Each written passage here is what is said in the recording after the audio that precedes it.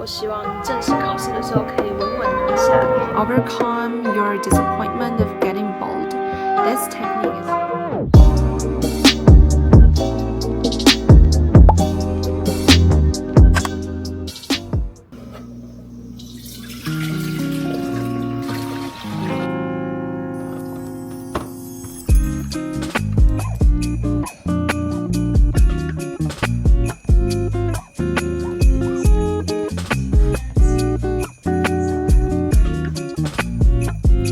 Hey Siri, how's the weather today?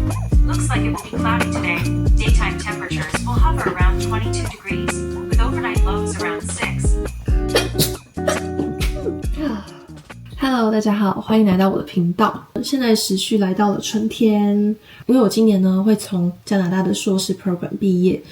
去年底2024年11月的新制呢是，如果加拿大毕业的留学生要申请 PGWP， 也就是 Postgraduate Work Permit 毕业后工签。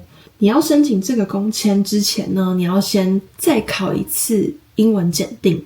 那这个检定呢，大概要达到听说读写4个领域的 CLB 7等级，大概是雅思的7分左右。因为我入学前呢是准备雅思，然后考2次，我觉得雅思的准备过程现在想起来还是觉得好痛苦，所以我稍微研究了一下，加拿大政府在看工作签证的时候呢，它其实也会采用其他的考试。那我后来选择考了 PTE。PTE 考试可能对在澳洲留学打工的人会比较不陌生。我实际上做了一些题目，我觉得它的题型还蛮有趣的，然后会让我想要继续练习下去。我目前准备 PTE 大概3周左右了，跟大家分享一下，我从小到大就是一个很害怕考试的人，所以我每次在考试的时候，我的心理状态就是一直很焦虑、很紧张，所以我的表现呢会比平常再低一点。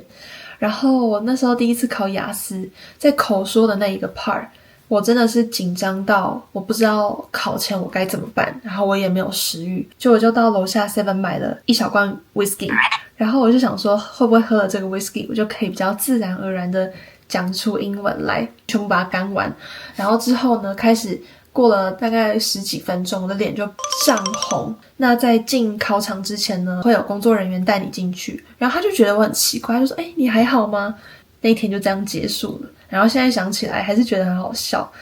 总之呢，每次考试之前我都觉得压力很大。考完雅思呢，如果是纸本考的话，你要等一段时间才能得到你的分数，所以在这些原因之下呢，所以我就换成考 PTE。那 PTE 呢，它就是机考，所以不管你是听说读写，全部都是对着电脑做测验，所以你不会看到考官露出扑克脸，然后就开始紧张起来，不会有这种事情发生。再来就是你考完之后的48小时内，它就可以直接出成绩，所以我觉得算效率蛮高的。不过要注意的是 PTE 它有分2种，一个是 Core， 一个是 Academic。Academic 主要是澳洲会采用的 PTE 的类型，那如果是加拿大要申请签证的话，我们是要看 PTE Core。 那我这3周到底花了多少时间在准备测验呢？我之前在考雅思的时候，我大概花了2到3个月在准备测验，然后我的准备方式大概是1周做2回模拟题，不然就是考古题。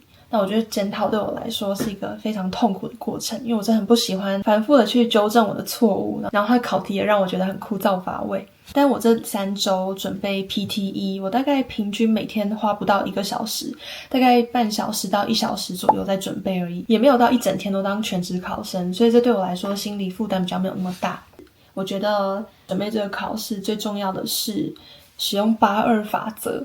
82法则我之前有在写手账的影片有提到过， 100% 里面只有 20% 会影响80% 的结果。这个考试的高分或低分呢，主要是取决于其中 20% 的题型。所以我在准备的过程中呢，基本上我会花大概80%的时间在 20% 的题型。这 20% 的题型呢，是决定 PTE 考试高低分的关键。所以呢，我每天都一定会花至少半小时的时间在做这个最重要的题型。如果有余裕的话，或者是闲着无聊，或者是有时候就是想要做不同类型的测验，这时候呢，我才会把其他的测验都点开来做，但我不会每天都逼自己要完成那些测验。带着大家来看看几个题型好了。我目前在准备的过程中，我主要是用这个网站，这个 WFD 的题型呢，是刚刚有提到其中一个很重要的题型。等一下会听到大概3秒钟的句子，然后听完之后呢，你要把你所听到的打进这个框框里，每一个题型只能播放一次。There is a bus service from the main campus to the city center. There is a bus 什么 near the city campus.City campus near the city 应该是 centers。 好，这个没有 say 过，看我的成绩就知道9分，满分13分。那答案还会写在下面，然后我每次都是看完这个 transcript 之后，我才了解啊，原来是这个意思。所以这时候呢，我就会 shadowing。 There is a bus service from the main campus to the city center. There is a bus service from the main campus to the city center. 好，那我们再听下一题。Radio is a popular form of entertainment throughout the world.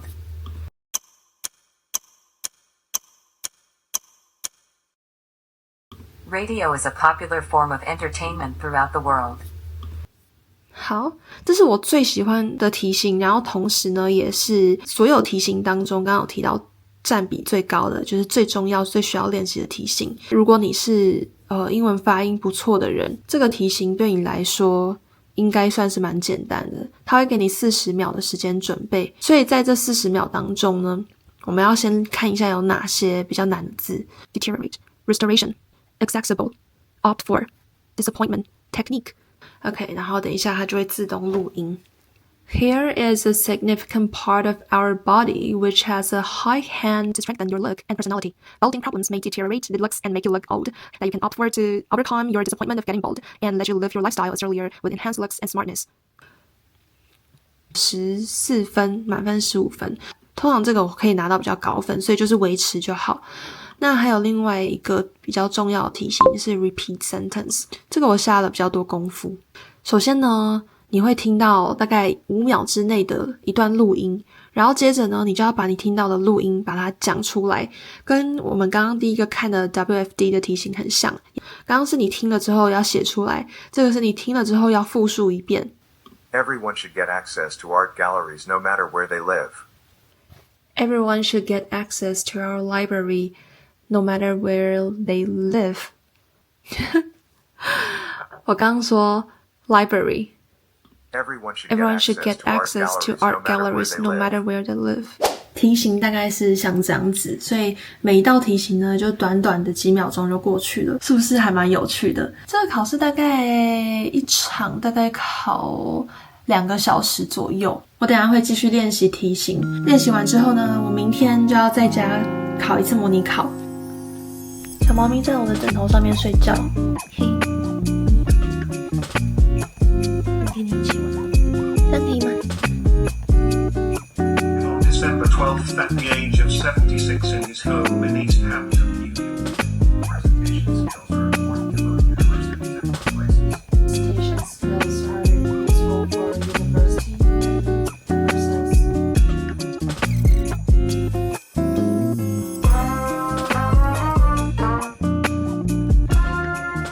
身为研究生，平常除了准备英文检定，还要读很多论文、整理文献，有时候资讯太多，脑袋也越来越杂乱。最近我发现一个很好用的工具，叫做 Moonlight， 它可以设置为浏览器的扩充，不用另外下载 App， 只要打开 PDF 就可以直接使用。我自己的使用顺序大概是这样：第一步，看摘要，打开之后 Moonlight 会自动帮你整理出这篇文章的关键字、大致内容。可以快速的判断这篇 paper 值不值得我花时间深入看。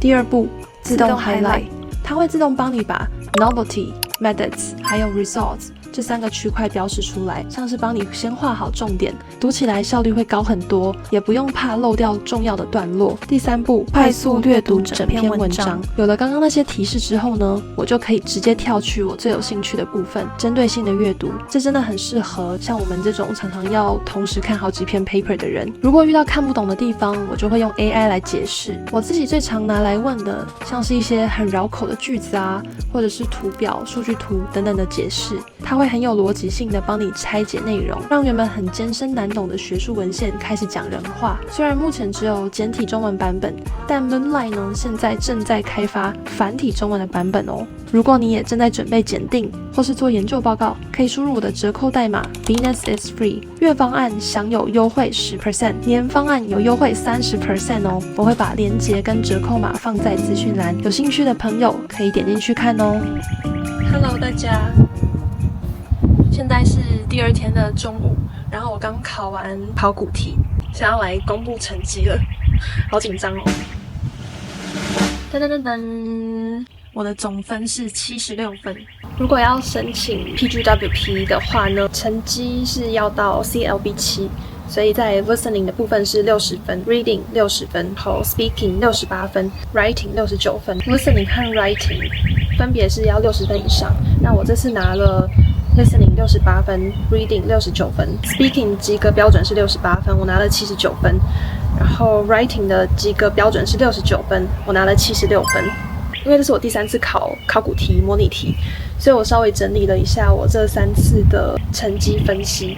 从这个折线图可以看来，就是整体成绩是有慢慢上升的，不管是 listening、speaking 还是 writing， 在这3次的考试当中都有稍微的进步一些。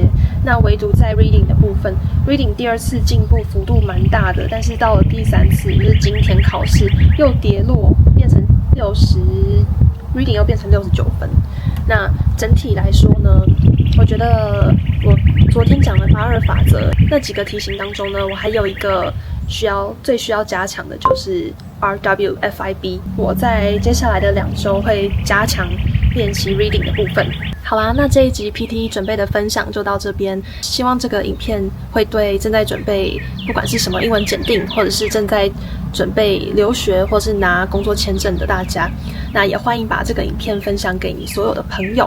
那我们就下一集影片再见咯，拜拜。